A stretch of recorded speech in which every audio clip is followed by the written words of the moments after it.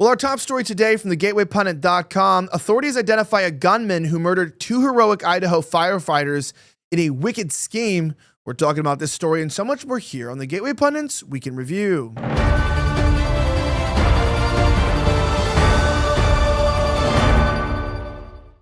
My name's Elijah Schaffer, and this is the Gateway Pundit's Week in Review, where we cover the top stories of the last 24 hours. Our top story today is quite dire, as the Coeur d'Alene murder situation of law enforcement and first responders continues to unravel. Authorities have identified the gunman who murdered two heroic Idaho firefighters in a wicked scheme, Colin Linebarger reports. The monster who brutally murdered two heroic Idaho firefighters in a wicked scheme has been identified. A law enforcement official told the Associated Press on Monday that they had identified the gunman as Wes Rowley. The officials asked to remain anonymous because they were not authorized to discuss the ongoing investigation. As the Gateway Pundit previously reported, multiple first responders were hot in Coeur d'Alene, Idaho, while responding to a brush fire. Two people were gunned down and another was injured after a madman ambushed them. Third firefighter, reportedly fighting for his life, is now brought into stable condition. FBI assets were deployed to the scene to provide tactical and operational support. It is believed that Rowley set the blaze in the woods as bait for the first responders who responded to the scene around 2 p.m. As ABC News reported, the incident started after a small but growing brush fire broke out in Canfield Mountain. When fire personnel responded to the blaze, they got shot at by an individual in the woods. Quote, "We do believe that the suspect started the fire, and we do believe that it was an ambush and it was intentional," Kootenai County Sheriff Bob Norris said during a Sunday night news conference. These firefighters did not have a chance. And Norris went on to say that the gunman was apparently hiding in the rugged terrain and using high-powered rifle. He noted that he instructed deputies to fire back. The shooter was later found neutralized on Canfield Mountain with a firearm nearby. It is not clear whether he took his own life or was taken down by law enforcement. Now, what's kind of crazy about this is that, look, your life can go quickly. This is a very, very sad situation. It is dire straits to find out that somebody would attack first responders.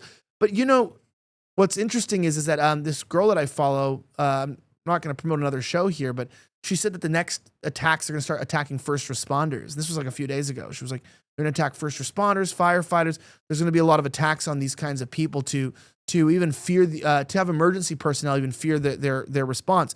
Now, of course, we already know that there's been a demoralization of the police departments, right? They don't let police enforce the law. They make police feel scared to enforce the law. And so, you know, realistically speaking, it is with a heavy heart that, you know, I'm imagining these are fathers, these are probably brothers, these are husbands. Families aren't going home with their family members tonight because some madman wanted to kill people. I just don't get it. It's the evilness in the world. You know, we've allowed violence to be rampant, and it is heartbreaking to say the least. Now, obviously, as sad as that is, I do want to remind you guys that, you know, here at the Gateway Pundit, we are promoting a sale right now from MyPillow. They're having two sales. You got to check out their closeout sale on Percale bed sheets. Any size, any color, just $25. You can get queens, kings, split kings, California kings, any size, any color, just $25. They have 11 colors to choose from. And also you can get their pillows now for just under $15, $14.98. Guys, these are the most comfortable American-made products you can get. They're breathable. They're comfortable. You've been, putting off for a long time getting new sheets, new pillows. You've got to check it out. Promo code Elijah at mypillow.com. The second sale is an energy drink called Rev 7, a premium energy drink that is actually good for you. It tastes great. It gives you energy all day. Plus, it has no sugar, no caffeine, so you don't experience those jitters and crashes that we've all been through with the other energy drinks. What makes Rev 7 so special is that it's powered by Cognizant, so this has no caffeine. It's not going to make you feel bad. It's a nootropic that helps your body actually produce natural energy. They're so confident you're going to love it that you can get Rev 7 free. You can get a 3-pack free with my promo code Elijah at mypillow.com or call 1-800-210-8491. Just use my code Elijah and they'll hook you up. That being said, the FBI is compromised by Cartel hacker who gained control of cameras. Multiple were left dead in the fallout. Unidentified computer hackers associated with the Sinaloa drug cartel were able to garner phone records from the FBI, then used Mexico City surveillance cameras to compromise key informants and witnesses so they could murder them back in 2018. The information was disclosed for the Justice Department in an Inspector General audit of the FBI's efforts to, quote, mitigate the effects of ubiquitous technical surveillance, according to Fox News. The report cited the case against Joaquin El Chapo Guzman, who used to lead the cartel, but who was extradited to the United States in 2017. While federal authorities were working on the case, they were alerted to the hiring of a hacker who offered a menu of services related to exploiting mobile phones and other electronic devices.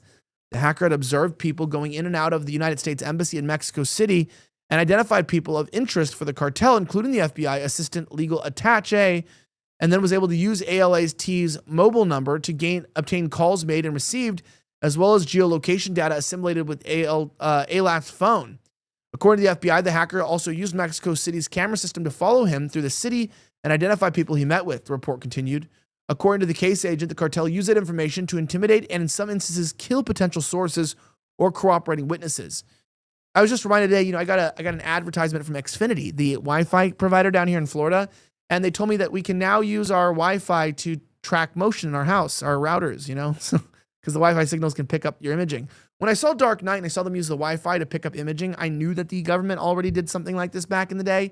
It's back, 10 years ago, but unfortunately, it looks like now they're using everything to track us. All it takes is one breath in your home for Wi-Fi to be able to directly pick up how you live, how you act, and who you are.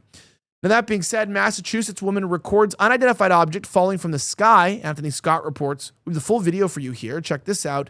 Tell me what you think. I'm Boston 25 News reporter Alyssa Azara in Pembroke, where a woman says she was enjoying the pool Wednesday night when she saw a strangely shaped and unfamiliar object falling from the sky just over there. The whole thing now caught on video.